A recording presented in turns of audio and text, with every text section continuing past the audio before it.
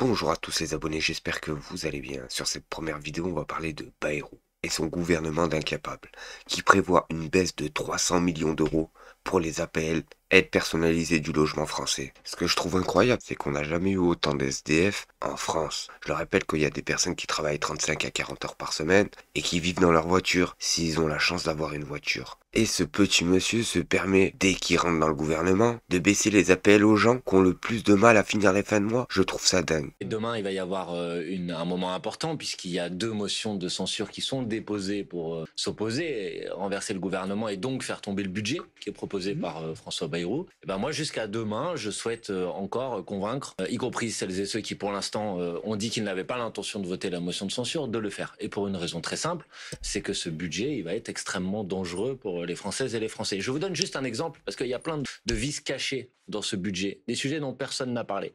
Est-ce que vous savez par exemple que dans le budget proposé par M. Bayrou, il y a une taxe sur les micro-entrepreneurs qui fait qu'aujourd'hui vous avez 200 000 personnes en France qui vont payer 2 000 euros de TVA en plus que ce qu'ils payaient avant en raison du budget de François Bayrou. Est-ce que vous savez qu'il y a dans le budget de François Bayrou une baisse de l'enveloppe consacrée aux aides personnelles au logement, aux APL? Est-ce que vous savez que dans le budget de François Bayrou aujourd'hui, vous avez une remise en cause et une baisse de la prime d'activité? Vous savez, la prime d'activité, c'est ce qui est touché par un certain nombre de salariés qui ont des salaires extrêmement faibles, salaires au SMIC, pour leur permettre de gagner un petit peu plus d'argent. Tout ça, très concrètement, et en plus de toutes les coupes qu'il y a dans les ministères, c'est les conséquences de l'adoption de ce budget. Et donc je pense, pour répondre à votre question, que quand on est membre du Parti Socialiste, qu'on a été élu sous l'étiquette du nouveau Front Populaire, si on veut être en cohérence, si on veut pas renier et trahir de ce point de vue-là les engagements qu'on a pris devant les électrices et les électeurs, il faut voter la motion de censure. Je vous le dis les amis, ils s'attaquent toujours aux mêmes, aux petits travailleurs qui essayent de s'en sortir en France. Après s'être attaqués aux retraités, après s'être attaqués aux chômeurs, maintenant ils s'attaquent aux micro-entrepreneurs. Et j'en fais partie les amis. Faut le savoir que moi, en tant que micro-entrepreneur, si j'arrive à 600 euros le mois, oula les amis, c'est le jackpot pour la chaîne. Et ces personnes-là vont se permettre de me taxer une nouvelle fois. Déjà que la chaîne est à 2 doigts de fermer, mais en plus de ça, si je me tape des TVA en plus, pas besoin de vous dire que la chaîne va pas aller loin.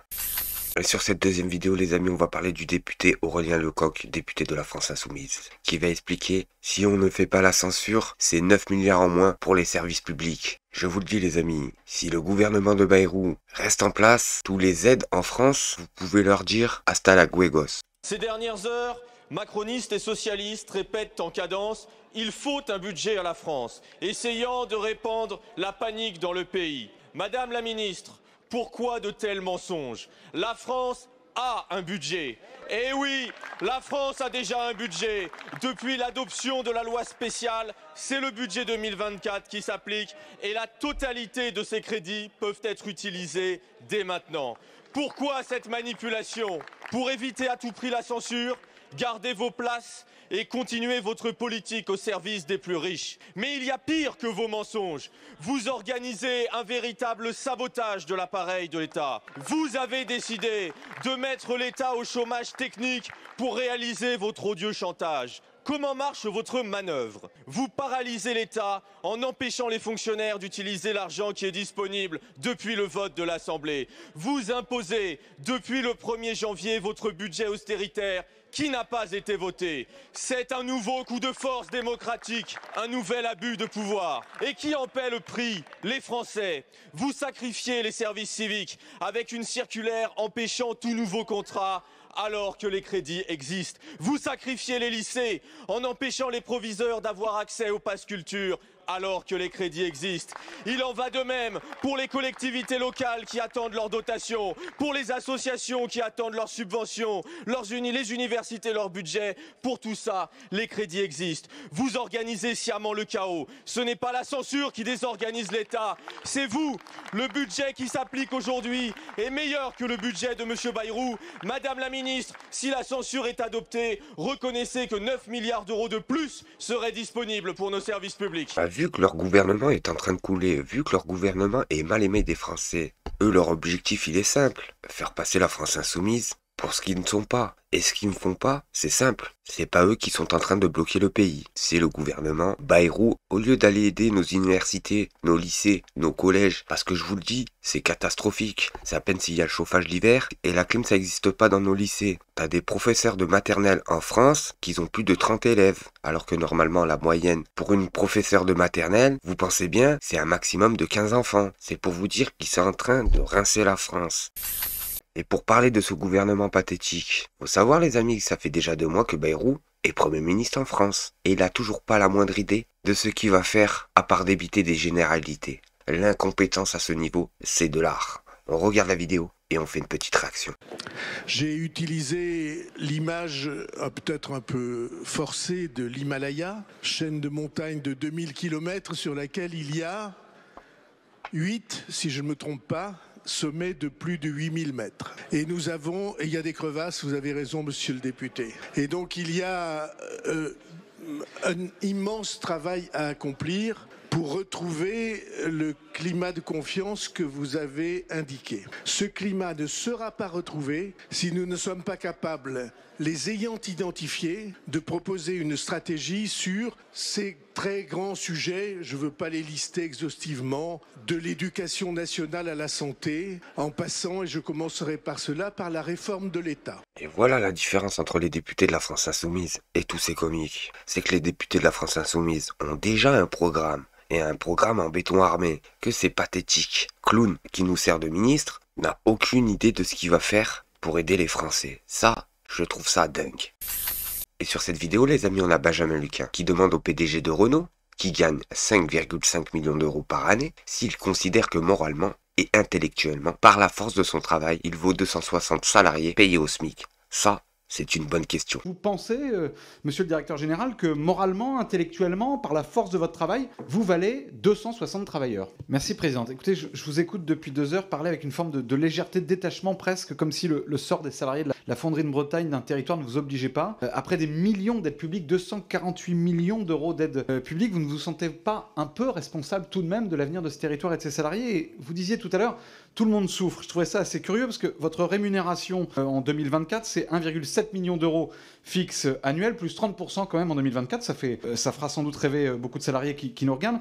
5,5 millions d'euros sur un an hors action, c'est-à-dire l'équivalent, pour qu'on ait bien en tête ce que ça représente, de 260 personnes au SMIC. C'est à peu près le nombre de salariés qu'il y a aux fonderies de Bretagne, 260, ils sont 300. Ma question, elle est donc simple. Est-ce que vous pensez, monsieur le directeur général, que moralement, intellectuellement, par la force de votre travail, et sur cette vidéo, les amis, extraordinaire, Macron trouve qu'on a une immense chance d'avoir ce système de santé qui est le nôtre. Et la question qu'on va se poser, pourquoi il s'acharne à le détruire alors? On regarde la vidéo et on fait une petite réaction. D'abord, je pense que, quoi qu'on puisse entendre et dire, on a en France une immense chance d'avoir le système de santé qui est le nôtre. Et c'est une force. Et ce système de santé, qu'il soit public ou privé, et en particulier nos hôpitaux, nos centres de lutte contre le cancer, on le sait, ces dernières années, on subit beaucoup de chocs, ont beaucoup souffert, et je veux vraiment redire ma gratitude à tous les personnels. Mais avec le plan Ma Santé 2022 lancé dès 2018, ce qui a été fait pendant le Covid, puis le plan de sortie de Covid, avec les différents Ségur successifs et les réorganisations, je crois nous permettent de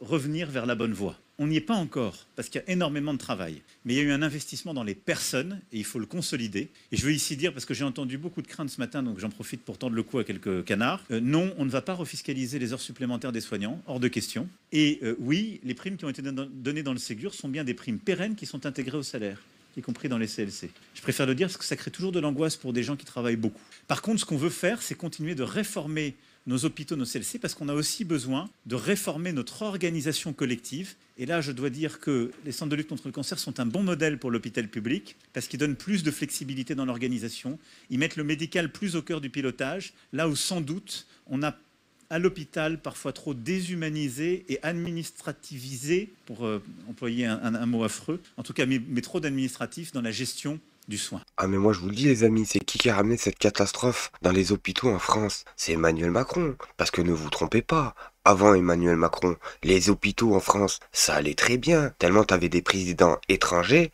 qui venaient chez nous pour venir se soigner dans nos hôpitaux publics. Et là, il nous explique, ces vieilles crapules, que les hôpitaux privés marchent mieux que les hôpitaux publics. Bah oui, t'as fait la guerre à tous les services publics. Je rappelle, pour ceux qui savaient pas, que dans un hôpital public, en moyenne pour te faire soigner, c'est 15 heures dans le couloir.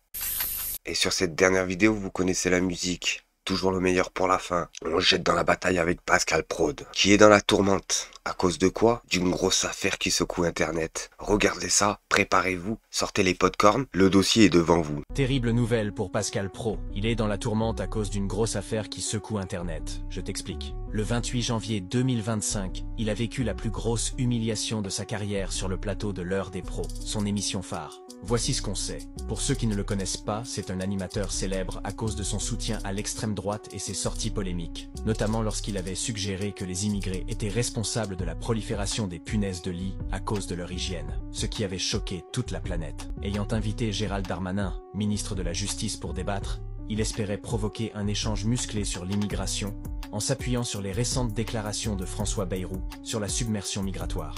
Malheureusement pour lui, il a été pris de court lorsque Darmanin lui a opposé une réalité chiffrée, affirmant que la population française est composée de seulement 7% d'étrangers, arguant qu'on est loin d'une submersion migratoire. Ce fut le premier coup dur pour l'animateur, qui a peiné à rebondir. Mais l'humiliation ne s'arrête pas là. Alors que Darmanin présentait son projet de prison de haute sécurité pour les plus grands narcotrafiquants, il a demandé au ministre s'il avait pensé à ouvrir des bagnes. Pour rappel, les bagnes étaient des prisons spécialisées pour le travail forcé et la torture. Le ministre, visiblement choqué, l'a fusillé du regard avant de répondre sèchement « Bah non ». Son ton, à mi-chemin entre l'agacement et le mépris, fait comprendre que la question est absurde. Largement diffusée sur les réseaux sociaux, la séquence montre un Pascal Praud désarmé et presque ridicule. Et voilà pourquoi on explique que Pascal Prod est comme Meilleur Habib. Ces personnes-là ont une rage viscérale contre l'immigration en France. Dans leur bouche, à chaque fois c'est le même sujet, l'immigration matin, midi et soir.